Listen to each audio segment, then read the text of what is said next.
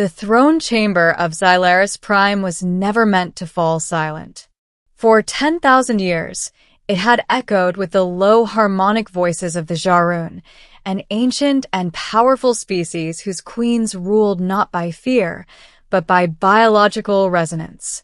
Their palaces were grown, not built, vast living structures of crystal-veined stone and biometal that responded to royal presence like a heartbeat. Now, the heartbeat was failing. Queen Valeth the Unbroken lay pinned beneath a collapsed arch of living crystal, its once luminous veins flickering weakly. The tremor that had struck Xylaris Prime, an unnatural planetary shear caused by a sabotaged core stabilizer, had killed thousands within minutes. Entire districts had folded into themselves. The royal guard had fought their way into the throne chamber only to be crushed, one, by cascading structural failures. Valeth was alone. Her forearms strained against the weight, muscles burning, exoskeletal plates cracked, and bleeding bioluminescent ichor. Her regal crest, once a symbol of command, hung fractured against the floor. She had ruled empires. She had commanded fleets. And now she could not move. Her internal senses told her the truth her pride refused to accept. The palace was dying, and soon, so would she. The Jarun believed that queens must die alone, symbols of strength to the very end. Valeth closed her eyes, preparing to meet that fate. Then she heard the sound, a slow, uneven scrape against stone, followed by labored breathing. Beginning, the one who shouldn't have been there. Jonah Hale dragged himself forward using his arms, each pull sending knives of pain through his shoulders and spine. His legs, once shattered during a pirate ambush 3 years earlier, were useless. The exoskeletal braces he normally relied on had been crushed when the tremor hit, pinning him beneath debris for nearly an hour. He had escaped anyway, not because he was strong, because humans were stubborn. The evacuation alarms still wailed throughout the palace complex, urging all non-essential personnel to flee. Jonah was, by every definition, non-essential. A human systems engineer attached to the Jarun court as part of a diplomatic exchange. He had no combat training, no royal duty. He should have left. But when the tremor hit, his station feeds had shown something that made his blood run cold. The Queen's life signature, still active. So Jonah crawled. Past fallen guards twice his size. Past shattered walls that bled glowing resin. Past his own fear, his own pain, his own rational mind screaming that this was suicide. When he reached the throne chamber doors, one was half collapsed. He wedged his fingers into the gap and pulled, tearing skin, breaking nails, forcing himself through inch by inch. And there she was, the alien queen of the Jarun. Trapped. Jonah froze, breath hitching. She was enormous up close, nearly 3 meters tall, even pinned, her royal mantle cracked but unmistakable. Her eyes opened slowly, focusing on him with shock, then disbelief. A human? Valeth rasped, her voice vibrating through the chamber. Jonah swallowed. Yeah, sorry. Guess I missed the memo about staying away from collapsing palaces. Her eyes flicked to his useless legs dragging behind him. You are injured, she stated. You cannot help me. Jonah looked at the crystal pinning her, then at the unstable ceiling above. Maybe not, he said quietly. But I'm not leaving. Middle. Refusal in the face of death. Valeth did not understand him. No Jarun would stay. Not for a doomed queen. Loyalty was proven through duty, not sacrifice without outcome.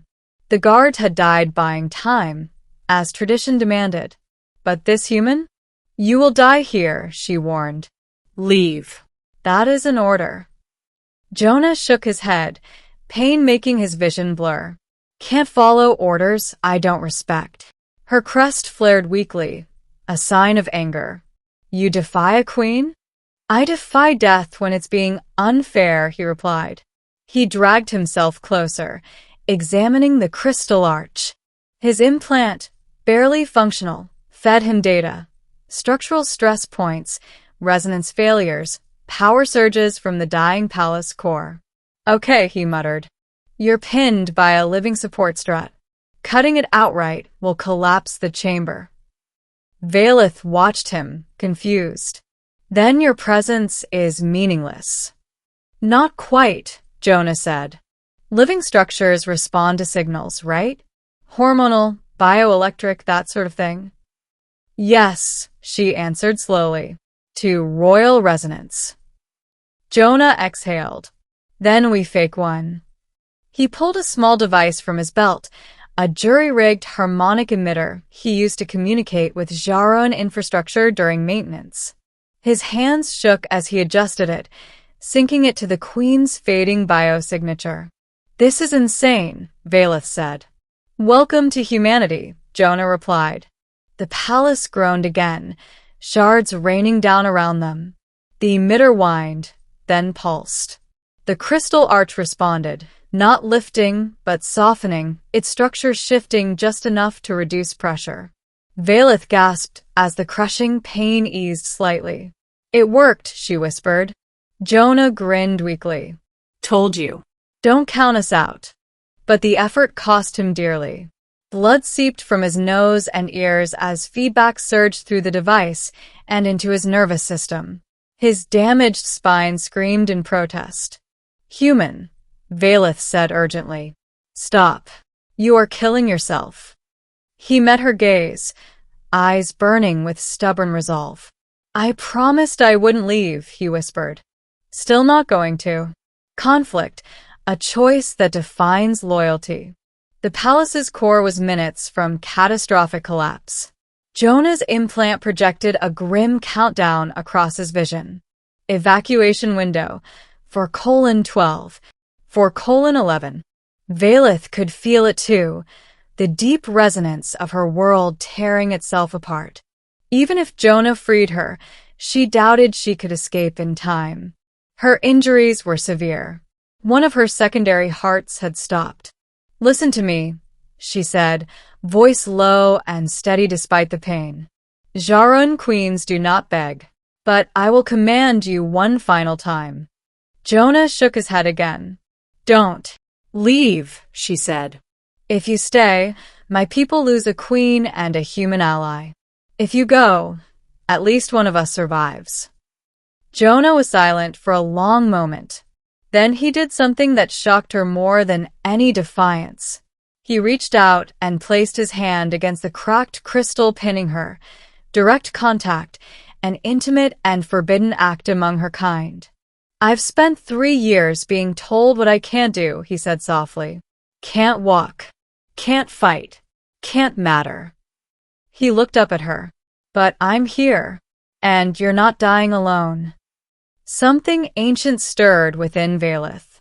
The Xylaris believed that true bonds were forged only in shared resonance. Pain, intent, presence aligned. It was a myth, a story told to hatchlings. Until now. She felt it then, a synchronization between her failing royal field and Jonah's fierce, fragile humanity. The palace responded violently, energy surging through its veins, stabilizing instead of collapsing. Across the city, Xylaris engineers stared in disbelief as core readings leveled out. In the throne chamber, the crystal arch dissolved into inert fragments. Valeth was free. She collapsed forward, catching herself just before crushing Jonah beneath her weight. With immense effort, she shifted, shielding him as the ceiling partially collapsed. The countdown vanished. The palace held. Ending. The queen who remembered. Rescue teams found them hours later. They expected to recover a body.